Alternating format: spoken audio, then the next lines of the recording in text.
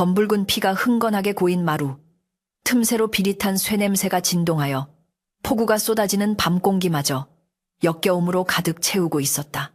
칠흑 같은 어둠이 내려앉은 시각, 하늘이 찢어질 듯한 천둥 소리가 김대감의 거대한 기와 지붕을 사정없이 때리고 있었지만 별채에서 흘러나오는 기괴한 씹는 소리는 그 빗소리마저 뚫고 늙은 하인 칠복의 귓가에 선명하게 박혔다. 칠복은 떨리는 손으로 호롱불을 감싸 쥐며 감히 범접해서는 안 될 금기의 공간인 며느리 월화의 처소 앞까지 다가갔으나 문지방 너머에서 들려오는 소리는 인간의 것이라고는 도저히 믿을 수 없는 짐승의 탐식 소리와 흡사하여 그의 다리를 사시나무처럼 떨게 만들었다.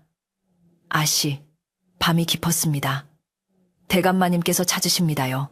칠복이 쥐어짜듯 내뱉은 목소리는 공포에 질려 갈라졌고 그 순간 방 안의 소음이 딱 멈추며 섬뜩한 정적이 흘렀는데 마치 먹이를 노리는 맹수가 숨을 죽인 것과 같은 살기가 문종이 하나를 사이에 두고 칠복의 목을 조여오는 듯했다.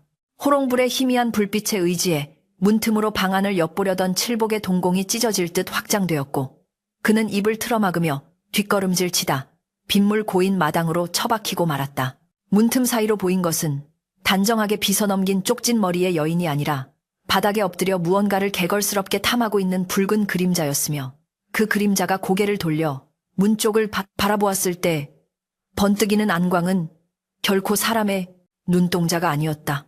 비명조차 지르지 못하고 바닥을 기어 도망치는 칠복의 뒤로 드르륵거리며 방문이 열리는 소리가 들렸고 폭우 속에서 희고 고운 손 하나가 문지방을 잡고 스르르 밖으로 나오는 모습은 지옥의 나찰이 현신한 듯 공포스러웠다. 도대체 언제부터 이 고귀하고 법도 높은 김대감의 저택이 요괴의 소굴로 변해버린 것인지 칠복은 혼절하기 직전에 정신을 부여잡으며 불과 반년 전 그 불길한 인연이 시작된 날을 떠올렸다. 계절은 늦가을이었고 산천 초목이 붉게 물들어가던 무렵 김대감의 외아들 정하는 사냥을 나갔다가 해가 지도록 돌아오지 않아 집안을 발칵 뒤집어 놓았었다. 김대감은 수십 명의 하인을 풀어 산을 뒤지게 했으나 정한이 돌아온 것은 자정이 넘은 시각 옷은 갈기갈기 찢어지고 어깨에는 깊은 상처를 입은 채 묘령의 여인에게 부축을 받으며 대문 앞에 쓰러지듯 나타났을 때였다. 아버님이 여인이 아니었다면 저는 산짐승의 밥이 되었을 것입니다. 피를 흘리며 가쁜 숨을 몰아쉬던 정한은 고통 속에서도 자신을 부축한 여인의 손을 놓지 않았는데 횃불 아래 드러난 그 여인의 얼굴을 본 순간 김대감을 비롯한 모든 하인들은 숨을 멈출 수밖에 없었다. 산속에서 길을 잃고 헤맸다기에는 믿을 수 없을 정도로 깨끗한 옷매무새와 밤하늘에 별을 박아놓은 듯 영롱하게 빛나는 눈동자, 그리고 핏기 없이 창백하면서도 요염한 붉은 입술을 가진 여인은 인간 세상의 미색을 뛰어넘는 기이한 아름다움을 뿜어내고 있었다. 자신을 월화라고 소개한 그 여인은 부모도 없이 산속 깊은 곳 오두막에서 홀로 약초를 캐며 살아왔다고 고했다. 김대감은 뼈대 있는 가문의 수장으로서 근본을 알 수 없는 여인을 집안에 들이는 것을 탐탁지 않게 여겼으나 죽을 고비를 넘긴 아들이 그녀에게 넋이 나가 사경을 헤매면서도 그녀의 이름만 부르는 통에 어쩔 도리가 없었다. 생명의 은인인데다 갈 곳 없는 처지라 하니 정한이 쾌차할 때까지만 머물게 하라. 김대감의 허락이 떨어지자마자 월화는 별채에 머물며 정한을 간호하기 시작했는데 신기하게도 의원들조차 고개를 저었던 정한의 상처는 월화가 다려오는 정체불명의 탕약을 먹고 나면 거짓말처럼 아물어갔다. 그러나 김대감은 밤마다 별채 쪽을 바라보며 알 수 없는 불안감에 시달렸고 가끔씩 불어오는 바람에 섞인 비릿한 향기가 코끝을 스칠 때면 등골이 서늘해짐을 느꼈다. 정한의 병세가 호전됨에 따라 두 사람의 사이는 급속도로 깊어졌고 정한은 아예 식음을 전폐하고 아버지에게 월화와 혼인시켜달라고 애원하기에 이르렀다. 천한 신분이라도 상관없습니다. 그녀가 없으면 저는 살 수 없습니다. 평소 효심이 깊고 사리 분별이 명확했던 아들이 마치 무언가에 홀린 사람처럼 눈물을 흘리며 매달리는 모습에 김대감은 결국 긴 한숨을 내쉬며 혼사를 허락하고 말았다. 당대의 권세가인 김대감 댁 외아들이 산속에서 온 근본 없는 여인과 혼인한다는 소문은 순식간에 한양 바닥에 퍼졌고 사람들은 호기심과 우려 섞인 시선으로 그들의 혼례를 지켜보았다. 혼례가 치러지던 날, 맑았던 하늘이 갑자기 어두워지며 마른 하늘에 날벼락이 떨어졌고 신부의 가마가 들어올 때 돌풍이 불어 청사초롱의 불이 모두 꺼지는 불길한 징조가 있었으나 정하는 오직 월아의 얼굴만 바라보며 행복에 겨워했다. 그렇게 월아가 김대감 댁의 며느리가 된 후 집안에는 묘한 변화가 일어났는데 가장 먼저 반응한 것은 집안의 가축들이었다. 평소 얌전하던 사냥개들이 월아만 지나가면 꼬리를 말아넣고 구석에 처박혀 낑낑거리거나 닭들이 밤새도록 울어대며 돌을 치는 일이 잦아졌다. 하인들 사이에서는 밤마다 여인의 웃음소리가 들린다는 둥, 우물가에서 머리를 감는 그림자를 보았다는 둥, 흉흉한 소문이 돌기 시작했지만 정하는 아내의 치마폭에 쌓여 바깥 출입조차 하지 않은 채 방 안에만 틀어박혀 지냈다. 김대감은 며느리의 행동거지가 더할 나위 없이 공손하고 예의 바름에도 불구하고 그녀와 눈이 마주칠 때마다 가슴 깊은 곳에서 본능적인 거부감과 공포가 치솟는 것을 억누를 수 없었다. 그녀의 눈동자 깊은 곳에는 사람이 가질 수 없는 차가운 심연이 도사리고 있었기 때문이었다. 다시 폭우가 쏟아지는 현재의 밤으로 돌아와 칠복이 목격한 공포의 실체는 김대감의 방문 앞까지 다다랐다. 빗물에 젖은 채 안방문을 두드리는 칠복의 다급한 손길에 잠에서 깬 김대감은 불길한 예감을 떨치지 못하고 자리에서 일어났다. 대감마님, 큰일 났습니다. 별채에서 피냄새가. 말을 잇지 못하고 거품을 물며 쓰러지는 칠복을 뒤로 하고 김대감은 장검을 집어들고 빗속을 뚫고 별채로 향했다. 번개가 칠 때마다 번쩍이는 마당은 물바다가 되어 있었고 별채로 가까워질수록 코를 찌르는 비린내는 더욱 짙어져 구역질이 날 지경이었다. 김대감이 별채의 방문을 거칠게 열어젖혔을 때 그곳에는 지옥도가 펼쳐져 있었다. 방 안 곳곳에는 찢겨나간 옷가지와 깨진 도자기 파편들이 널려 있었고 그 한가운데에 아들 정한이 의식을 잃은 채 쓰러져 있었는데 그의 목덜미에는 짐승의 이빨 자국 같은 선명한 상처가 나 있었다. 그리고 그 옆에는 붉은 피로 얼룩진 소복을 입은 월아가 앉아 있었는데 그녀는 김대감을 보고도 놀란 기색 하나 없이 천천히 고개를 돌렸다. 촛불에 비친 그녀의 입가에는 붉은 선혈이 흐르고 있었고 그녀는 마치 맛있는 식사를 막 끝낸 사람처럼 요염하게 입술을 핥으며 나직하게 속삭였다. 아버님 오셨습니까? 서방님이 잠시 곤히 잠드셨습니다. 그녀의 뒤로 너울거리는 그림자가 순간 9갈래로 갈라지는 것을 본 김대감은 숨이 턱 막히는 공포 속에서도 칼자루를 움켜쥐었다. 이것은 사람이 아니다. 내 아들을 홀리고 집안을 집어삼키려 들어온 요물임이 틀림없었다.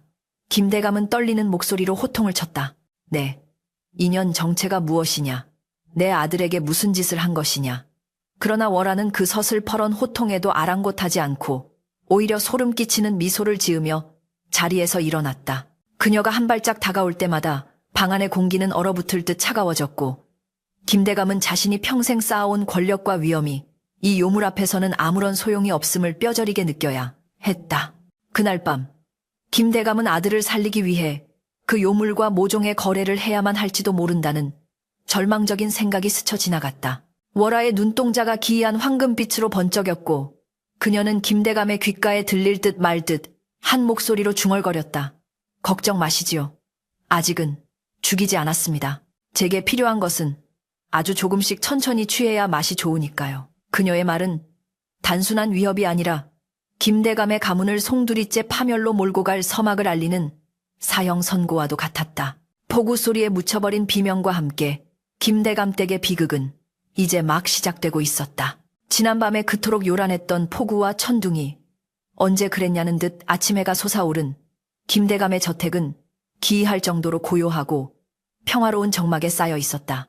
젖은 땅에서 올라오는 습한 흙내와 풀 비린내가 뒤섞여 마당을 감돌았고 하인들은 간밤의 공포를 억지로 삼키며 부지런히 비에 쓸려 내려간 마당을 쓸고 있었으나 그들의 얼굴에는 하나같이 핏기가 가시고 눈밑이 못한 것이 마치 밤새 헛것이라도 본 사람들 같았다.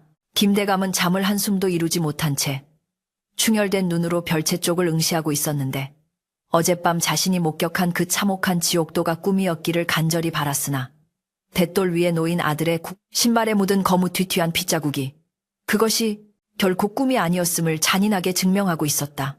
그때 별채의 방문이 조용히 열리고 월아가 소반을 들고 나오는데 그녀의 모습은 어젯밤의 그 요괴 같은 형상은 온데간데 없고 아침 이슬을 머금은 꽃처럼 청초하고 단아하기 그지없어 보는 이로 하여금 소름 돋는 괴리감을 느끼게 했다. 아버님 간밤에 서방님께서 각혈을 심하게 하시어 놀라셨지요. 이제 겨우 진정하시고 잠이 드셨습니다. 그녀는 눈 하나 깜짝하지 않고 어젯밤의 살풍경을 아들의 지병 탓으로 돌리며 천연덕스럽게 거짓을 고했는데 그 목소리가 너무나도 태연하고 부드러워 김대감은 순간 자신의 기억을 의심할 뻔했으나 그녀가 고개를 숙일 때 목덜미 뒤로 살짝 비치는 붉은 긁힌 자국을 보고는 등골이 오싹해짐을 느꼈다. 그것은 분명 짐승이 발톱을 감추듯 그녀가 인간의 탈 뒤에 숨기고 있는 끔찍한 본성의 흔적이었다. 그날 이후로 저택 안에서는 설명할 수 없는 기괴한 일들이 밤마다 꼬리에 꼬리를 물고 일어나기 시작했다. 처음 시작은 가축들이었는데 마구간을 지키던 건장한 말들이 밤새 무언가에 놀라 거품을 물고 쓰러져 있거나 새벽 닭이 울기도 전에 닭장 안의 닭들이 모조리 목이 비틀어진 채 발견되는 일이 빈번해졌다. 특히 하인들 사이에서 가장 흉흉한 소문이 돌게 된 계기는 김대감이 아끼던 사냥개 흑구의 죽음이었다.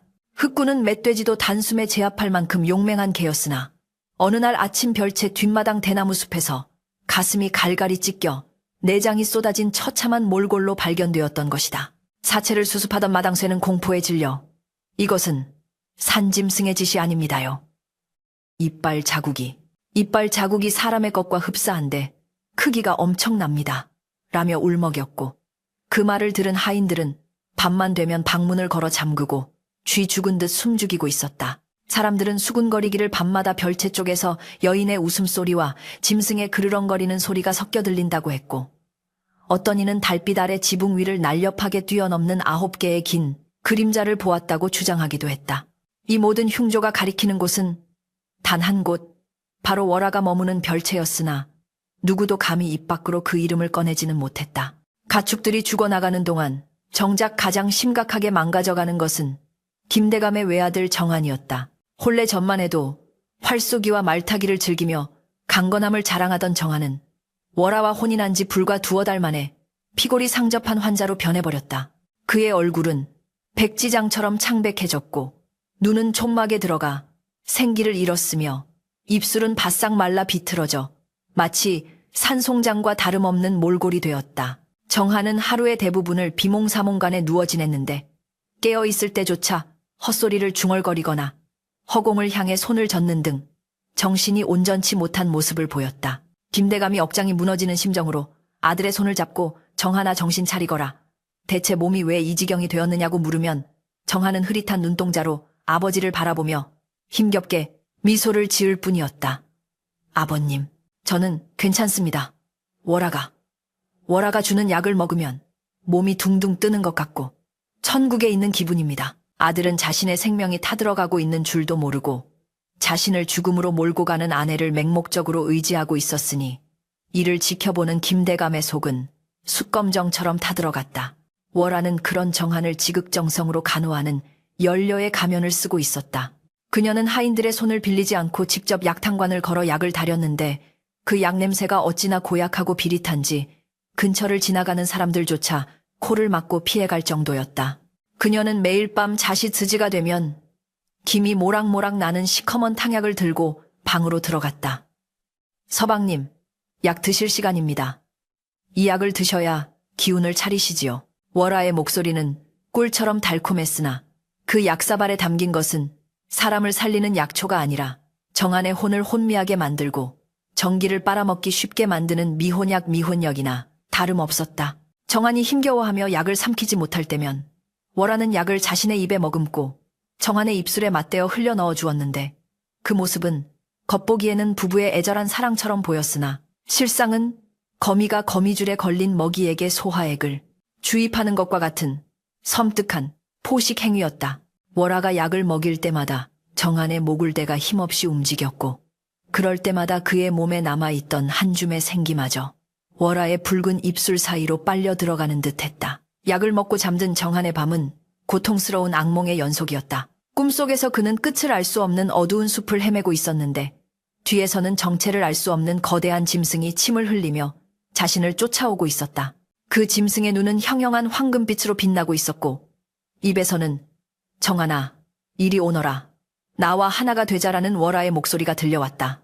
그는 비명을 지르며 도망치려 했지만 발이 땅에 붙어 움직이지 않았고 짐승이 그를 덮치는 순간 날카로운 발톱이 가슴을 파고드는 고통에 몸부림치며 깨어나곤 했다. 식은땀에 흠뻑 젖어 깨어난 정한이 공포에 질려 떨고 있을 때면 언제나 월하가 곁에서 그를 안아주며 토닥여 주었다. 서방님, 또 무서운 꿈을 꾸셨습니까? 제가 여기 있으니 안심하세요. 정한은 그녀의 품에 파고들며 안도를 느꼈지만 사실 그가 느끼는 안도감은 독사가 먹이를 휘감아 조이기 직전에 주는 부드러운 감촉과 같은 것이었다. 월하의 품은 차가웠고 그녀의 심장은 인간의 박동과는 달리 아주 느리고 묵직하게 뛰고 있었다. 김대감은 더 이상 두고 볼 수만은 없다고 판단하여 용하다는 의원을 불러들였다. 한양에서 제일 가는 명이라는 허 의원이 왕진을 왔을 때 월하는 문 밖에서 불안한 눈빛으로 방안을 엿듣고 있었다. 허 의원은 정한의 맥을 짚어보고는 고개를 갸웃거리며 식은땀을 흘렸다. 대감 참으로 괴이합니다. 도련님의 맥이 잡히질 않습니다. 마치 이미 죽은 사람의 맥과 같습니다. 오장육부가 멀쩡한데 기운만이 쑥 빠져나가 껍데기만 남은 형국이니 이는 의술로 고칠 병이 아닌 듯 싶습니다. 허 의원의 진단에 김대감은 절망하며 털썩 주저앉았고 문 밖에서 이를 듣고 있던 월하의 입가에는 싸늘한 비웃음이 스쳐 지나갔다. 의원이 돌아가자 월하는 정한의 이마를 짚으며 나직하게 속삭였다.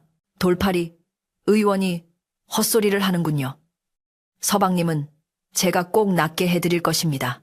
제 살을 떼어서라도 말이지요. 그녀의 눈빛은 집착을 넘어 광기에 가까웠고 그 순간 방 안의 촛불이 일렁이며 그녀의 그림자를 벽에 거대하게 투영시켰는데 그 그림자는 마치 꼬리를 곤두세운 여우가 입을 벌리고 있는 형상이었다. 보름달이 구름에 가려 희미한 빛을 내던 어느 밤 김대감은 잠을 이루지 못하고 뜰을 거닐다 별채 쪽에서 이상한 기척을 느꼈다. 모두가 잠든 깊은 밤 별채의 굴뚝에서 붉은 연기가 피어오르고 있었고 창호지 문 너머로 월하가 무언가를 지시기는 실루엣이 비쳤다. 김대감이 숨을 죽이고 문 가까이 다가가자 안에서 들려오는 소리는 약을 다리는 소리가 아니라 마치 생고기를 씹어먹는 듯한 쩝쩝거리는 소리였다. 아직 부족해. 100일. 이제 얼마 남지 않았어. 이 집안의 기운을 모조리 빨아먹고 완전한 인간이 되는 거야. 월하의 혼잣말이 들려왔고 그 목소리는 평소의 고운 음색이 아니라 짐승이 그르렁거리는 듯한 쉰 목소리였다. 김대감은 너무나 큰 충격에 입을 틀어막았지만 실수로 발밑에 나뭇가지를 밟아 우지끈 소리를 내고 말았다. 순간 방 안의 소리가 뚝 끊기고 문이 벌컥 열리며 월하가 튀어나왔다. 그녀의 입가에는 시뻘건 피가 묻어 있었고 손에는 갓 잡은 닭의 내장이 들려 있었다. 김대감과 눈이 마주친 월하는 당황하는 기색 없이 요사스럽게 웃으며 말했다. 아버님이 야심한 시각에 어인 일이십니까? 출출하여 간식을 좀 들고 있었습니다만 아버님께서도 한 점 하시겠습니까? 그녀가 내미는 닭의 내장에서는 김이 모락모락 나고 있었고 김대감은 그 역겨움과 공포에 뒷걸음질치다 엉덩방아를 헹고 말았다. 김대감은 이제 확신했다. 저것은 내 며느리가 아니다. 내 아들을 죽이고 우리 집안을 멸문시키려 온 요물이다. 하지만 섣불리 건드렸다가는 아들의 목숨이 당장이라도 끊어질지 모른다는 생각에 그는 공포에 떨면서도 아무 말도 하지 못하고 물러서야 했다.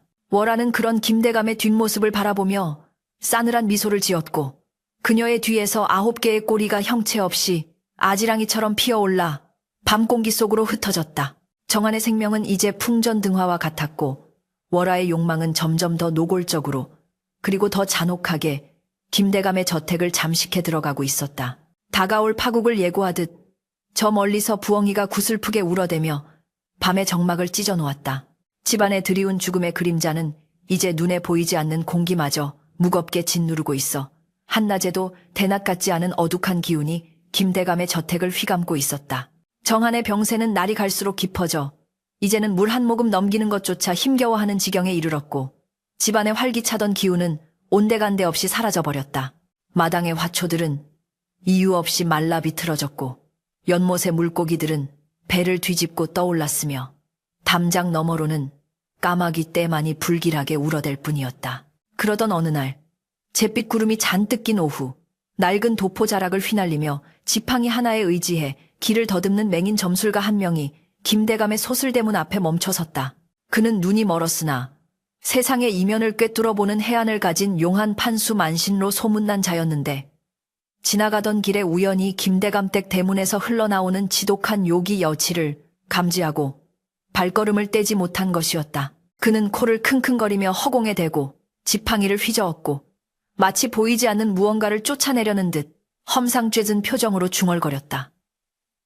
이런 병고가 있나. 사람 사는 집에 무덤 냄새가 진동을 하고 산짐승의 비린내가 담장을 넘어 흐르는구나. 문지기가 거지인 줄 알고 그를 쫓아내려 했으나 점술가는 대문 기둥을 부여잡고 버티며 고래고래 소리를 질렀다. 이놈들아, 내가 밥을 빌러온 줄 아느냐? 이 집에 지금 사람의 탈을 쓴 짐승이 들어앉아 주인의 간을 노리고 있단 말이다. 당장 대감을 나오라고 해라. 그렇지 않으면 이 집안은 사흘 안에 초상집이 될 것이다. 그의 목소리는 쩌렁쩌렁하게 울려 퍼져 안채에 있던 김대감의 귀에까지 들어갔다. 김대감은 평소라면 미친놈의 헛소리라 치부하고 내쳤을 터였으나 최근 겪은 기이한 일들과 별채에서 목격한 공포스러운 장면들이 뇌리를 스치며 지푸라기라도 잡는 심정으로 급히 대문으로 나갔다. 김대감을 마주한 점술가는 앞이 보이지 않음에도 불구하고 정확히 김대감 쪽으로 고개를 돌리며 혀를 찼다. 대감 늦었습니다. 이미 늦었어요. 집안의 가장 귀한 핏줄이 거의 다 말라가고 있습니다. 댁의 며느리라는 여인. 그 여인이 들어온 후로 집안의 곡소리가 끊이지 않았지요. 김대감은 소스라치게 놀라며 점술가의 옷깃을 잡았다. 그걸 어찌아시오? 도대체 그 아이의 정체가 무엇이란 말이오? 점술가는 김대감의 손을 뿌리치며 품에서 낡은 부적 한 장을 꺼내 들었다. 여우입니다. 그것도 보통 여우가 아니라 천년을 묵어 꼬리가 9 달린 구미호 조회후란 말입니다. 놈은 인간이 되기 위해 100명의 산의 간을 파먹어야 하는데 대감의 아드님이 바로 그 마지막 재물인 게지요. 지금 아드님은 병이 든 게 아니라 저 요물에게 전기를 빨려 껍데기만 남아가고 있는 중입니다. 구미호라는 단어를 듣는 순간 김대감의 심장은 쿵 하고 내려앉았다. 밤마다 들리던 기괴한 소리, 가축들의 죽음, 그리고 며느리의 붉은 입술과 차가운 눈빛, 모든 퍼즐이 맞춰지는 순간이었다. 김대감은 다리가 풀려 주저앉으며 애원했다. 대사님, 제발 우리 아들을 살려주시오. 내 전 재산을 다 내놓아도 좋으니 제발 비방을 알려주시오. 점술가는 혀를 차며 김대감의 귀에 대고 은밀하게 속삭였다. 놈은 교활하고 눈치가 빠릅니다. 대놓고 건드리면 아드님의 목숨을 바로 끊어버릴 겁니다. 내일 밤 붉은 달이 뜨는 시각에 놈의 본색을 드러내게 할 비방이 있으니 그때까지는 절대 내색하지 말고 놈을 안심시켜야 합니다. 그리고 집안에 놈의 기운을 막아줄 사람이 필요하니 가장 충직하고 기가 센 사람을 골라 이 부적을 지니게 하십시오. 점술가가 돌아간 후 김대감은 끓어오르는 공포와 분노를 억누르며 태연한 척 연기하려 애썼다. 그러나 천년을 산 요물의 눈을 속이는 것은 쉬운 일이 아니었다. 별채의 문틈으로 이 모든 광경을 지켜보고 있던 월화는 싸늘한 미소를 지으며 손톱을 다듬고 있었다. 냄새나는 장님 주제에 감히 내 앞길을 막으려 들어 내 정체를 눈치챘단 말이지. 월화의 눈동자가 순식간에 수직으로 찢어지며 황금색으로 빛났고 그녀는 방바닥을 긁으며 낮은 목소리로 으르렁거렸다. 김대감이 점술가를 만났다는 것은 곧 자신을 의심하기 시작했다는 뜻이었고 이는 그녀의 계획에 큰 차질을 빚을 수 있는 위험 요소였다. 게다가 점술가가 남기고 간 부적의 기운이 미세하게 느껴져 그녀의 심기를 건드리고 있었다. 월화는 김대감이 손을 쓰기 전에 먼저 선수를 치기로 결심했다. 그녀의 목표는 단순히 정한의 간을 취하는 것뿐만 아니라 이 집안을 철저히 고립시키고 파멸시켜 누구도 자신의 정체를 세상에 알리지 못하게 하는 것이었다. 그리고 그 첫 번째 희생양으로 김대감의 유모이자 집안의 살림을 도맡아 하며 자신을 가장 경계해온 늙은 하녀 최상궁을 지목했다. 최상궁은 김대감을 업어 키우고 정한까지 거두어 키운 김대감 댁의 산증인이자 충신의 표상이었다. 그녀는 월화가 들어온 날부터 그녀에게서 풍기는 비릿한 냄새를 싫어했고 정한이 병들자 월화가 주는 약을 의심하여 몰래 버리려다 월화와 마찰을 빚은 적도 있었다. 점술가의 조언대로 김대감은 최상궁에게 부적을 맡기며 자네만이 이 집안을 지킬 수 있네. 부디 오늘 밤 별채를 잘 감시해주게라고 당부했었다. 그날 밤 최상궁은 부적을 품에 꼭 안고 숨을 죽이며 별채 뒤편의 덤불 속에 숨어 있었다. 달빛이 구름에 가려 사방이 칠흑같이 어두웠지만 별채 안에서 흘러나오는 촛불 그림자는 기괴하게 일렁이고 있었다. 그때 방문이 열리고 월화가 소복 차림으로 나와 우물가로 향했다. 최상궁은 침을 꼴깍 삼키며 그녀의 뒤를 밟았다. 월화는 우물가에 앉아 무언가를 씻고 있었는데 달빛이 잠깐 구름을 벗어난 순간 최상궁은 자신의 눈을 의심했다. 월화가 씻고 있는 것은 피가 뚝뚝 떨어지는 짐승의 생간이었고 그녀는 그것을 씻는 것이 아니라 날카로운 손톱으로 찢어 입으로 가져가고 있었던 것이다. 희익 공포에 질린 최상궁이 저도 모르게 비명을 지르며 뒷걸음질 치다 기왓장을 밟아 소리를 내고 말았다. 그 순간 우물가에 앉아있던 월화의 고개가 기괴한 각도로 180도 돌아가며 최상궁을 정면으로 노려보았다. 그녀의 입가는 피로 범벅이 되어 있었고 눈에서는 시퍼런 안광이 뿜어져 나왔다. 보고야 말았구나. 늙은 것이 명을 재촉하는구나. 월화는 순식간에 인간의 속도라고는 믿을 수 없는 빠르기로 최상궁의 코앞까지 다가왔다. 최상궁은 부적을 꺼내 들고 물러가라. 이 요물아라고 외쳤지만 월화는 코웃음을 치며 부적을 단숨에 낚아채 불태워버렸다. 이따위 종이 조각으로 나를 막을 수 있을 줄 알았느냐. 월화는 최상궁의 목을 조르는 대신 사악한 계략을 떠올린 듯 그녀를 바닥에 내동댕이 치고는 싸늘하게 속삭였다. 너를 그냥 죽이면 재미가 없지. 네가 평생을 바쳐 모신 주인에게 배신당하고 비참하게 죽는 꼴을 보여주마. 다음 날 아침 김대감 댁은 발칵 뒤집혔다. 별채에서 월화에 찢어지는 듯한 비명소리가 들려왔기 때문이었다. 아버님 큰일 났습니다. 최상궁이 서방님을 죽이려 했습니다. 김대감이 혼비백산하여 별채로 달려가 보니 정아는 거품을 물고 쓰러져 있었고 방바닥에는 저주인형과 독약병이 굴러다니고 있었다. 그리고 그 옆에는 영문도 모른 채 멍하니 서 있는 최상궁이 있었다. 월화는 머리를 산발한 채 눈물을 펑펑 쏟으며 김대감의 바짓가랑이를 잡고 늘어졌다. 제가 잠시 자리를 비운 사이 최상궁이 들어와 서방님의 약탕관에 독을 타는 것을 보았습니다. 그리고 베개 밑에서 이 흉측한 저주인형이 나왔습니다. 이 늙은 여우가 우리 서방님을 저주하여 병들게 한 것입니다. 월화의 연기는 소름 끼치도록 완벽했다. 그녀의 눈물과 떨리는 목소리는 누가 봐도 남편을 잃을까 두려워하는 지고지순한 아내의 모습이었다. 김대감은 혼란스러웠다. 최상궁이 그럴 리가 없었다. 그녀는 평생을 이 집안에 헌신한 사람이었다. 김대감은 떨리는 눈으로 최상궁을 바라보며 물었다. 자네, 이것이 사실인가? 자네가 정한 일을 헤아려 했단 말인가? 최상궁은 억울함에 가슴을 치며 통곡했다. 대감마님, 억울합니다. 저는 결코 그런 짓을 하지 않았습니다. 저 요물이 꾸민 짓입니다. 어젯밤 제가 전현이 생간을 먹는 것을 보았습니다. 전현이 구미호입니다. 최상궁은 손가락질하며 절규했으나 그녀의 말은 월화의 치밀한 공작 앞에서 힘을 잃었다. 월화는 미리 매수해둔 한여를 시켜 최상궁의 방에서 독약 재료가 나왔다고 거짓 증언을 하게 만들었고 결정적으로 정한이 가쁜 숨을 몰아쉬며 유모가 내게 억지로 라고 헛소리를 중얼거리게 만드는 환각향을 피워놓았던 것이다. 아들의 입에서 나온 증언은 결정타였다.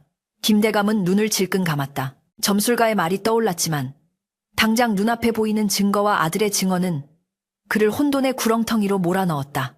요물에 대한 공포보다 아들을 해하려 했다는 분노가 순간적으로 이성을 마비시킨 것이었다.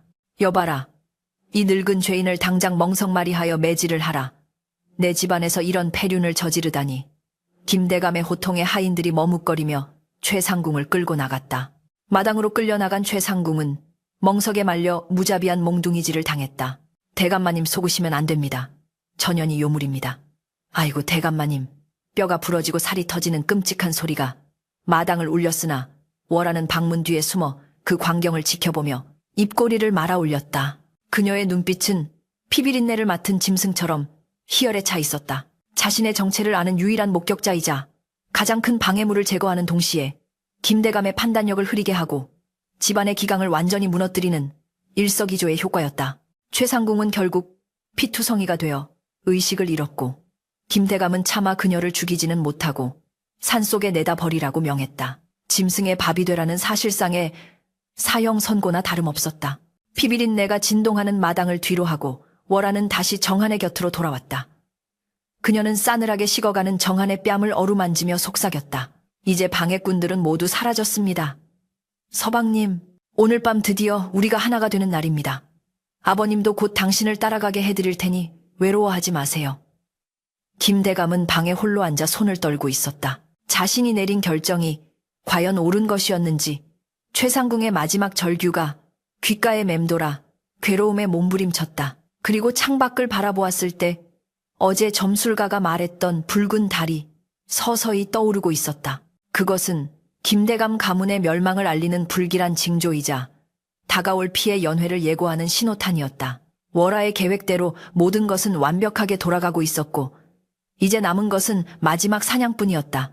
김대감은 늦은 밤 몰래 점술가를 다시 찾기 위해 뒷문을 나섰지만 어둠 속에서 번뜩이는 두 개의 황금색 눈동자가 그를 지켜보고 있다는 사실을 알지 못했다. 하늘에 걸린 달은 마치 갓 잡은 짐승의 간처럼 시뻘건 핏빛을 띠고 있어 김대감의 회가면이 열리는 저택 앞마당을 불길한 홍염홍옌으로 물들이고 있었다. 평소라면 축복과 웃음소리로 가득 차야 할 환갑잔치였으나 이날의 공기는 납덩이처럼 무겁게 가라앉아 숨을 쉬는 것조차 버거울 지경이었다. 마당에는 오색 찬란한 비단 장막이 드리워지고 산의 진미가 상다리가 휘어지도록 차려져 있었으나 그 화려함은 오히려 다가올 비극을 더욱 처참하게 돋보이게 할 장식에 불과했다.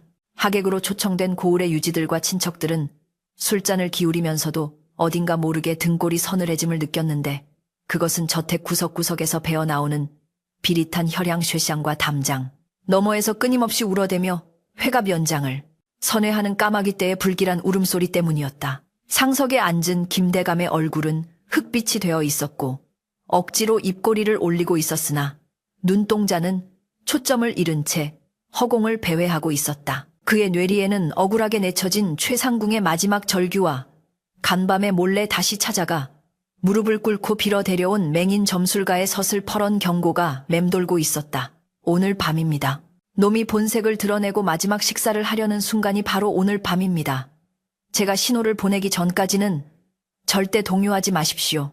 점술가는 악공들의 틈에 섞여 비파를 타는 척하며 닫힌 눈꺼풀 너머로 연회장에 흐르는 요사스러운 기운을 예리하게 감지하고 있었다. 술기운이 거나하게 돌 무렵 별채 쪽에서 은은한 향내와 함께 월하가 등장했다. 그녀가 모습을 드러내자 왁자지껄하던 연회장은 일순간 찬물을 끼얹은 듯 정적에 휩싸였다.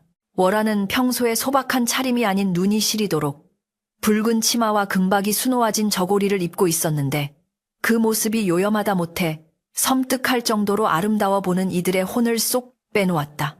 그녀의 검은 머리칼은 밤바람에 춤추듯 흩날렸고 붉은 달빛을 받은 그녀의 피부는 도자기처럼 매끄럽고 투명하게 빛났다. 월하는 사뿐사뿐 김대감 앞으로 걸어나와 고운 목소리로 말했다. 아버님 소녀, 아버님의 회갑을 축하드리고자 비천한 솜씨나마 춤을 한 곡 준비하였습니다. 부디 기쁘게 받아주십시오. 김대감은 마른 침을 삼키며 고개를 끄덕였으나 탁자 아래 쥐고 있는 손은 하얗게 질릴 정도로 떨리고 있었다. 월하의 눈동자가 김대감을 스쳐 지나가며 순간적으로 세로로 찢어지며 황금빛을 띠는 것을 본 것 같았기 때문이었다. 악공들의 연주가 시작되자 월하는 춤을 추기 시작했다. 처음에는 느리고 우아하게 시작된 춤사위는 점차 빠르고 격렬해지며 보는 이들을 황홀경으로 몰아넣었다. 그녀의 긴 소매가 허공을 가를 때마다 달콤하면서도 어지러운 향기가 퍼져나갔는데 그 향기를 맡은 하객들은 눈이 풀리고 입을 해벌린 채 넋나간 사람처럼 월하의 몸짓만을 쫓았다. 그것은 단순한 춤이 아니었다. 인간의 정신을 지배하고 혼을 묶어두는 고도의 환술이었다. 월하는 춤을 추며 속으로 쾌재를 불렀다. 어리석은 인간들, 내 춤에 취해 제 명을 재촉하는구나. 이제 곧 서방님의 간을 취하고 나면 너희들의 피로 축배를 들리라. 그녀의 시선은 춤을 추는 와중에도 틈틈이 안채의 문을 향했다. 그곳에는 그녀가 그토록 공들여 사육해온 마지막 재물, 정한이 혼수 상태에 빠져 누워 있었다. 월하의 춤이 절정에 달했을 때 하늘의 붉은 달은 가장 높이 떠올라 연회장을 대낮처럼, 아니 지옥의 불길처럼 붉게 비추고 있었다. 바로 그 순간 악공 틈에 숨어있던 맹인 점술가가 비파줄을 팅 하고 끊어버리며 자리에서 벌떡 일어났다. 날카로운 파열음이 최면과도 같았던 춤의 리듬을 깨트리자 몽롱해 있던 사람들의 정신이 일순간 돌아오는 듯했다. 점술가는 품에서 미리 준비해둔 붉은 팥과 소금이 섞인 가루를 월화를 향해 힘껏 뿌리며 천둥 같은 목소리로 외쳤다. 네, 2년 더 이상 인간들을 현혹하지 말고 본색을 드러내거라. 천지신명이여, 저 요물의 껍데기를 벗겨주소서. 점술가가 던진 가루가 월화의 몸에 닿자 치익 소리와 함께 타오르는 듯한 연기가 피어올랐다. 월화는 카! 개악하는 날카로운 비명을 지르며 바닥에 쓰러졌고 고통에 몸부림치며 바닥을 굴렀다. 그러나 그것은 연약한 여인의 비명이 아니라 쇠를 긁는 듯한 짐승의 괴성이었다. 이게 무슨 병고냐? 하객들이 혼비백산하여 물러서는 사이 연기 속에서 믿을 수 없는 광경이 펼쳐졌다. 월화의 고운 피부가 쩍쩍 갈라지며 그 사이로 억세고 검붉은 털이 솟아올랐고 단아했던 얼굴은 앞쪽으로 길게 튀어나와 흉측한 여우의 주둥이로 변해갔다. 무엇보다 충격적인 것은 그녀의 치마폭 아래였다. 비단 치마가 갈기갈기 찢겨나가며 그 속에서 굵고 탐스러운 그러나 지독히도 징그러운 9개의 꼬리가 부채살처럼 펼쳐져 나온 것이다. 구미호였다. 전설 속에서나 듣던 천년 묵은 식인 요괴가 눈앞에 현신한 것이다. 정체가 탄로난 구미호는 더 이상 숨길 것이 없다는 듯 네 발로 엎드려 으르렁거렸다. 그 크기는 집채만 했고 눈에서는 살기등등한 붉은 안광을 뿜어내고 있었다. 감히 미천한 인간 따위가 내 계획을 망치다니. 구미호의 입에서 터져나온 말은 사람의 언어였으나 짐승의 울림이 섞여 있어 듣는 이들의 고막을 찢을 듯이 울렸다. 연 회장은 순식간에 아수라장으로 돌변했다. 술상과 음식들이 공중으로 날아다니고 비명과 절규가 뒤섞여 지옥도를 방불케 했다. 구미호는 가장 먼저 자신을 공격한 점술가에게 달려들었다. 점술가는 지팡이로 방어하려 했으나 구미호의 꼬리 한 방에 낙엽처럼 날아가 돌담에 처박히고 말았다. 대감 피하시오. 어서 도련님을 지키시오. 점술가가 피를 토하며 외쳤지만 이미 이성을 잃은 구미호는 닥치는 대로 하객들을 공격하기 시작했다. 날카로운 발톱이 허공을 가를 때마다 붉은 선혈이 낭자하게 튀었고 화려했던 잔치상은 피와 살점으로 뒤범벅이 되었다. 김대감은 공포에 질려 다리가 움직이지 않았으나 죽어가는 하객들 사이에서 오직 아들 정한을 살려야 한다는 일념 하나로 정신을 부여잡고 엉금엉금 기어 안채로 향했다. 구미호는 하객들을 학살하며 피냄새에 취해 광란의 웃음을 터뜨렸다. 다 죽여주마. 한 놈도 남기지 않고 다 씹어먹어주마. 그리고 마지막으로 내 서방님의 간을 취하여 영원한 생명을 얻을 것이다. 구미호가 긴 꼬리로 기둥을 후려치자 기와 지붕이 와르르 무너져 내렸고 저택은 불길에 휩싸이기 시작했다. 불타는 석가래가 떨어지고 연기가 자욱한 가운데 구미호는 장애물들을 쳐내며 김대감이 도망친 안채 쪽으로 천천히 그리고 위협적으로 다가갔다. 그 발걸음마다 땅이 울렸고 붉은 달빛을 등진 구미호의 그림자는 거대한 악마가 입을 벌린 형상으로 김대감을 덮쳐왔다. 김대감은 안채 방문을 걸어 잠그고 덜덜 떨며 장롱 깊숙이 숨겨두었던 죽은 아내가 남긴 은장도를 꺼내 들었다. 그것은 정한을 낳고 산후병으로 죽어가던 아내가 훗날 우리 정한이에게 큰 화가 닥치면 이것으로 지켜주세요라며 남긴 유품이었다. 쿵쿵쿵 안채의 문이 부서질 듯 흔들렸다. 구미호가 밖에서 문을 긁어대며 조롱하듯 속삭였다. 아버님, 문을 여세요. 서방님을 만나러 왔습니다. 이제 곧 한 가족이 영원히 함께할 수 있는데 왜 피하십니까? 문종이 너머로 보이는 거대한 그림자와 짐승의 숨소리가 바로 귓가에서 들리는 듯했다. 쾅하는 소리와 함께 문짝이 떨어져 나가고 불타는 연회장을 배경으로 거대한 구미호가 안채로 들어섰다. 놈의 입가에는 하객들의 피가 뚝뚝 떨어지고 있었고 9개의 꼬리는 마치 살아있는 뱀처럼 꿈틀거리며 방 안을 가득 채웠다. 구미호는 구석에 쓰러져 있는 정한을 발견하고는 탐욕스러운 눈빛을 번뜩이며 다가갔다. 드디어 때가 왔다. 천년의 기다림이 끝나는구나. 구미호가 날카로운 발톱을 들어 정한의 가슴을 향해 내려찍으려는 찰나 김대감은 늙고 병든 몸이라고는 믿을 수 없는 괴력으로 은장도를 쥐고 구미호의 앞을 가로막았다. 안 된다. 내 아들은 절대 못 건드린다. 이 악귀야. 차라리 나를 죽여라. 김대감의 외침은 구미호에게 가소로운 발악으로밖에 보이지 않았다. 구미호는 코웃음을 치며 앞발로 김대감을 가볍게 쳐냈고 김대감은 벽에 부딪혀 피를 토하며 쓰러졌다. 늙은이의 고기는 질겨서 맛이 없지. 나중에 천천히 씹어주마. 구미호는 방해물을 치웠다는 듯 다시 정한에게로 시선을 돌렸다. 정한은 여전히 혼수 상태에서 헤어나지 못한 채 가쁜 숨만 몰아쉬고 있었다. 구미호의 얼굴이 정한의 가슴 위로 내려왔고 그녀의 긴 혀가 정한의 볼을 핥았다. 사랑해요, 서방님. 당신의 그 따뜻한 간이 나를 인간으로 만들어줄 거예요. 구미호가 입을 크게 벌려 정한의 가슴을 물어뜯으려는 절체절명의 순간 불길에 휩싸인 지붕에서 대들보가 무너지며 굉음이 울려 퍼졌고 그 혼란 속에서 정신을 잃었던 줄 알았던 정한의 손이 미세하게 꿈틀거렸다. 그것은 생존 본능인가 아니면 죽음을 앞둔 마지막 단말마인가. 피로 물든 밤, 최후의 결전이 눈앞으로 다가오고 있었다. 화마 호모가 춤을 추며 집어삼키고 있는 안채의 방안은 그야말로 이승의 풍경이 아니었다. 무너져 내리는 석가래에서 쏟아지는 불똥이 흡사 지옥의 비처럼 내리는 가운데 구미호의 거대한 아가리가 정한의 심장을 노리고 덮쳐오는 그 찰나의 순간은 영겁처럼 길게 느껴졌다. 죽음의 문턱에서 피냄새와 그을음 냄새, 그리고 요물이 뿜어내는 역겨운 노린내가 뒤섞여 정한의 코를 찔렀고 그 강렬한 자극이 역설적으로 혼미했던 그의 정신을 번쩍 깨우는 기폭제가 되었다. 정한의 눈이 희번덕거리며 떠지는 순간 그의 손은 본능적으로 품속이 아닌 베개 및 어머니가 남기신 은장도 쪽으로 뻗어나갔다. 그것은 생존을 위한 발버둥이라기보다는 가문을 멸망시키고 부모를 해하려 한 요물에 대한 사무치는 증오와 분노가 만들어낸 기적에 가까운 힘이었다. 이 요물아.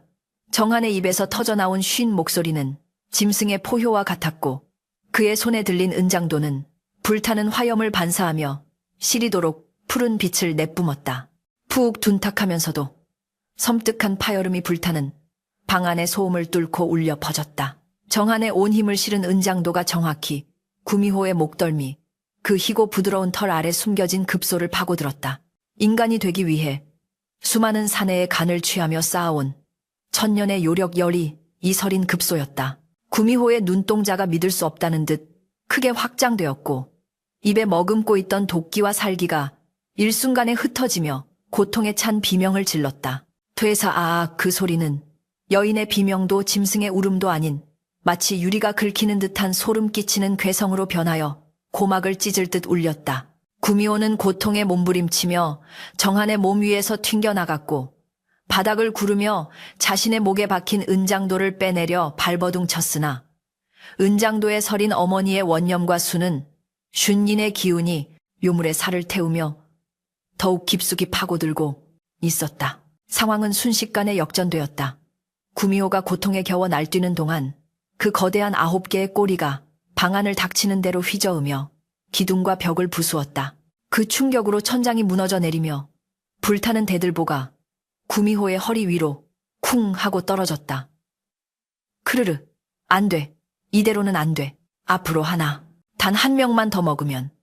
구미호는 대들보에 깔린 채 피를 토하며 중얼거렸다. 그녀의 몸에서 뿜어져 나오던 황금빛 요기는 검은 연기로 변하여 흩어지고 있었고 탐스럽던 털은 불에 타 오그라들며 추악한 본 모습을 드러냈다. 아름다웠던 월아의 얼굴이 잠시 스쳐 지나가다 흉측한 여우의 형상으로 다시 반쯤 녹아내린 괴물의 형상으로 수시로 바뀌며 보는 이로 하여금 구역질을 일으키게 했다. 벽에 쓰러져 있던 김대감은 그 광경을 보며 피투성이가 된 몸을 일으켜 세웠다. 죽어라. 내년이 우리 집안에 가져온 재앙을 내년의 목숨으로 갚아라. 김대감은 깨진 도자기 파편을 집어들고 구미호를 향해 비틀거리며 다가갔다. 그러나 구미호의 최후는 인간의 손에 의한 것이 아니었다. 대들보의 무게와 은장도의 상처, 그리고 무엇보다 천년의 승천이 좌절된 데서 오는 내면의 기운 폭주가 그녀를 안에서부터 파괴하고 있었다. 저주할 것이다. 김씨 가문의 씨를 말리고 대대손손 고통 속에 살게 할 것이다.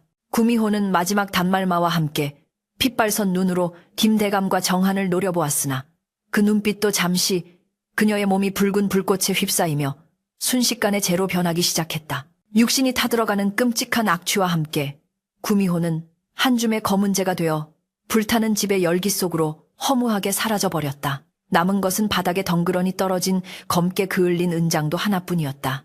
요물이 사라지자 그제야 억눌려 있던 불길이 기세등등하게 솟구치며 안채를 완전히 집어삼키려 들었다. 정한아, 정신 차려라. 어서 나가야 한다.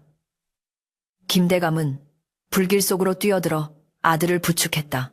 정한은 요물에게 정기를 너무 많이 빼앗긴 탓에 제 몸 하나 가누기 힘들었으나 아버지의 부축을 받으며 필사적으로 불바다를 헤쳐나갔다. 무너지는 기둥을 피하고 불타는 문지방을 넘어 마당으로 나왔을 때 그들의 눈앞에 펼쳐진 광경은 참혹함 그 자체였다.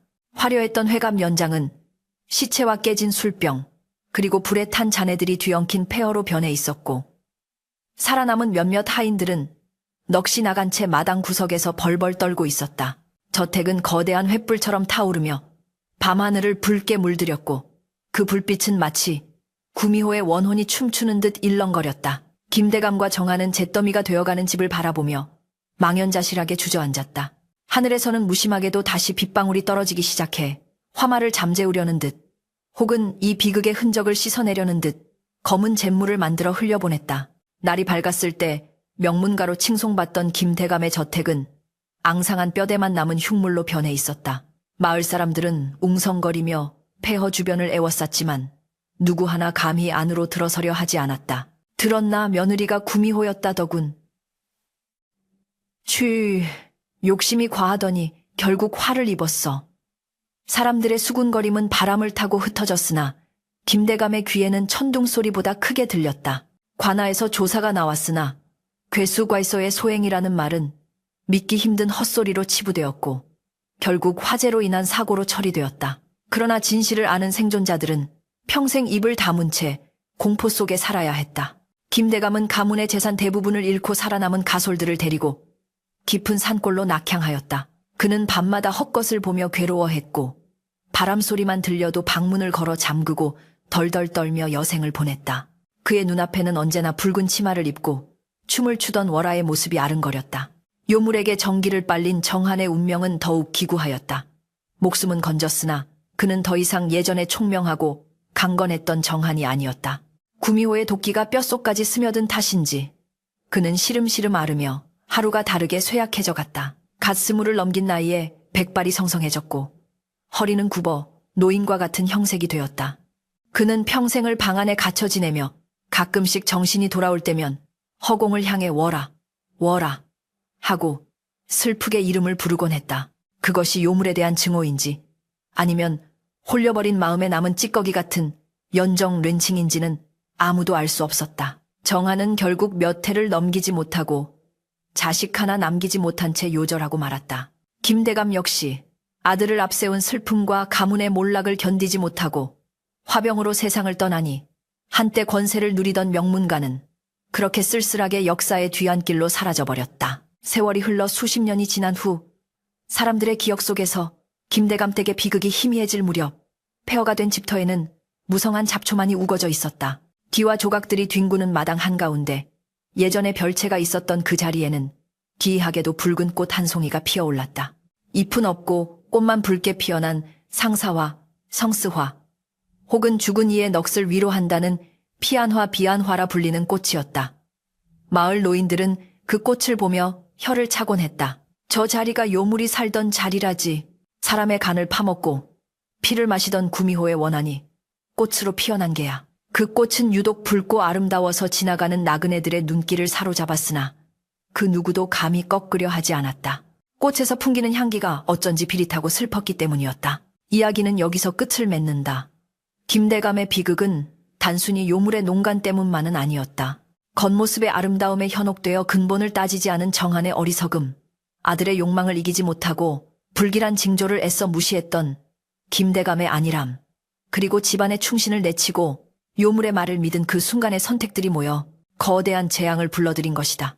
세상의 모든 유혹은 화려한 겉옷을 입고 찾아오지만 그 속에는 날카로운 발톱과 이빨이 숨겨져 있음을, 그리고 한순간의 욕망이 평생 쌓아올린 공든 탑을 무너뜨릴 수 있음을 폐허.